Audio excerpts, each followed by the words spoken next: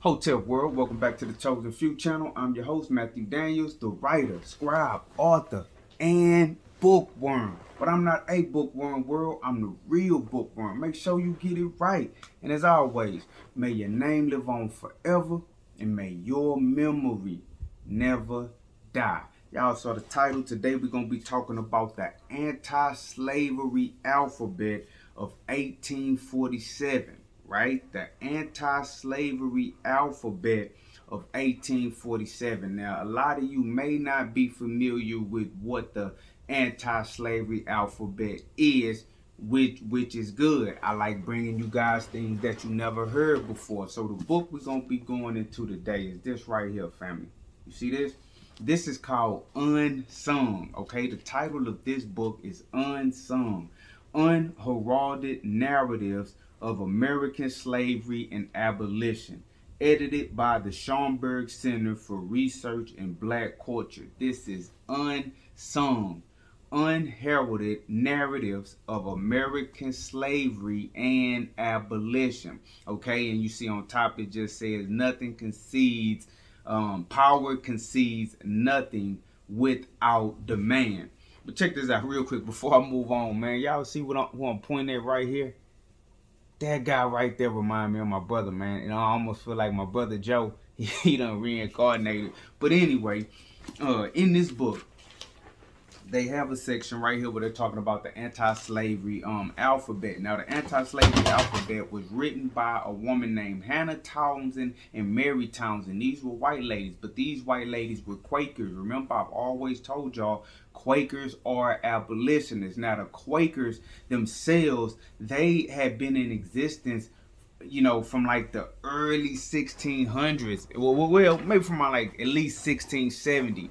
Mid to late 1600s, right? And the Quakers, they operated in the United Kingdom as well as the colonies in the United States. They operated on both shores. They had less success in the Americas, what we know as the United States now. They had less success here than they had in the UK, but they was operating in both places. Now, Hannah Townsend and Mary Townsend were Quakers. They were Europeans, but they were against slavery, okay? And they are the ones who wrote the anti-slavery alphabet. Let me give y'all a little bit about them.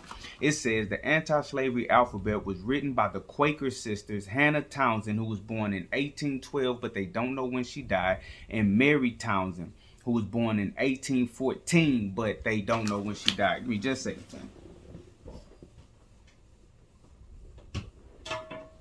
Okay, and they go on to say who were members of the Philadelphia Female Anti-Slavery Society in time for the organization's annual fair in 1846. All right, so these two Quaker sisters wrote what's called the anti-slavery alphabet. Now, mind you, you have to understand that slaves couldn't read and write.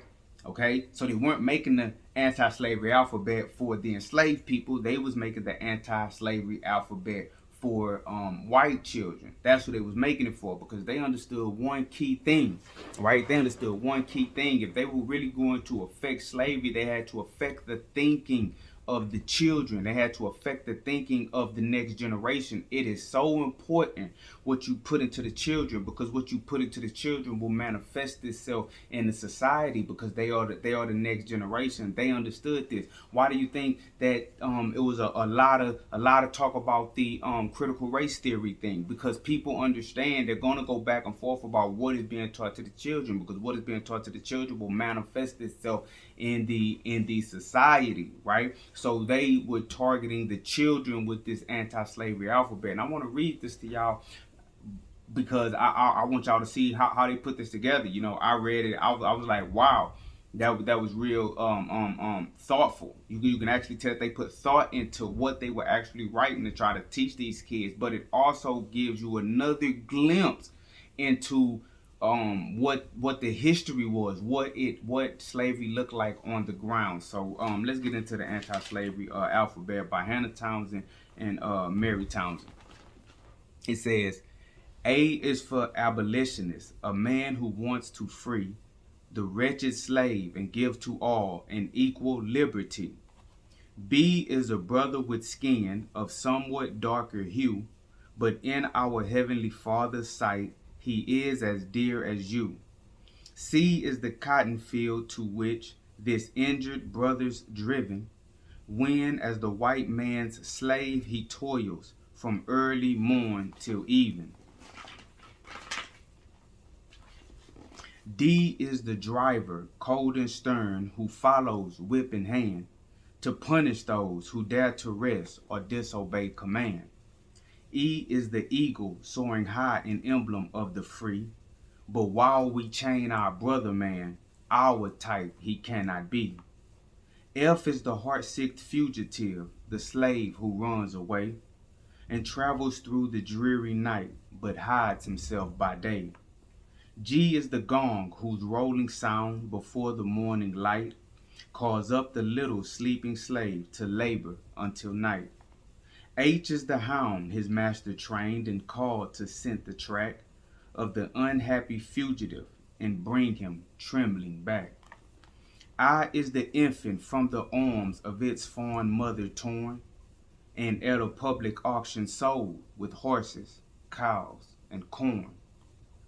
J is the jail upon whose floor that wretched mother lay, until her cruel master came and carried her away. K is the kidnapper who stole that little child and mother. Shrieking it clung around her, but he tore them from each other. L is the lash that brutally he swung around its head, threatening that if it cried again, he'd whip it till it was dead. M is the merchant of the north who buys what slaves produce, so they are stolen, whipped, and worked for his and for our use. N is the Negro rambling free in his far distant home, delighted near the palm tree's shade and coconut to roam. O is the orange tree that bloomed beside his cabin door when white men stole him from his home to see it nevermore. P is the parent sorrowing and weeping all alone. The child he loved to lean upon, his only son, is gone. Q is the quarter where the slave on coarse food is fed, and where with toil and sorrow worn he seeks his wretched bed. R is the rice swamp dank and lone, where weary day by day he labors till the fever wastes his strength and life away. S is the sugar that the slave is toiling hard to make, to put into your pie and tea, your candy and your cake. T is the rank tobacco plant raised by slave labor too, a poisonous and nasty thing for gentlemen to chew. U is for Upper Canada, where the poor slave has found rest after all his wanderings, for it is British ground. V is the vessel in whose dark, noisome, and stifling hold hundreds of Africans are packed, brought over the seas, and sold. W is the whipping post to which the slave is bound, while his naked back and lash makes many a bleeding wound. X is for Xerxes, famed of yore, a warrior stern was he. He fought with swords, let truth and love our only weapons be. Y is for youth, the time for all bravely to war with sin, and think not it can ever be too early to begin. Z is for a zealous man, sincere, faithful, and just and true, an earnest pleader for the slave. Will you not be so too? The Anti-Slavery Alphabet by the Quaker sisters, Hannah Townsend and Mary Townsend. Hannah born in 1812, Mary born in 1815, and this was the book Unsung, Unheralded Narratives of American Slavery and Abolition. Remember, you guys, I am a writer. Y'all support me. Y'all support The Real Bookworm. Y'all go to the website, dandyandbigherm.com. The link is going to be in the description. All right, I want y'all to purchase one of my books. I have 2 urban fiction novels, Suicide Note by Matthew Daniels, Thicker Than Water by Matthew Daniels. Fire urban fiction novels. I have an investigative reporting novel exposing corruption in my hometown, right here where I live. Decades of corruption. You never seen it done like this before, family. For real, for real. And my beautiful and loving wife. The greatest love story ever written. I'm not just talking. Read it and see, family. Go to the website, Dandy and Big Herm. Thanks for watching. This your brother Matthew Daniels, a.k.a. I'm Pooh, a.k.a. The Chosen Few, a.k.a. The Real Bookworm. I'm not a bookworm world. I'm the real bookworm. Make sure you get it right. I'm doing the book game like it ain't never been done before. And I'm doing the book game like it'll probably never be done again, man. Y'all go get them books, support literacy, man. Hotel.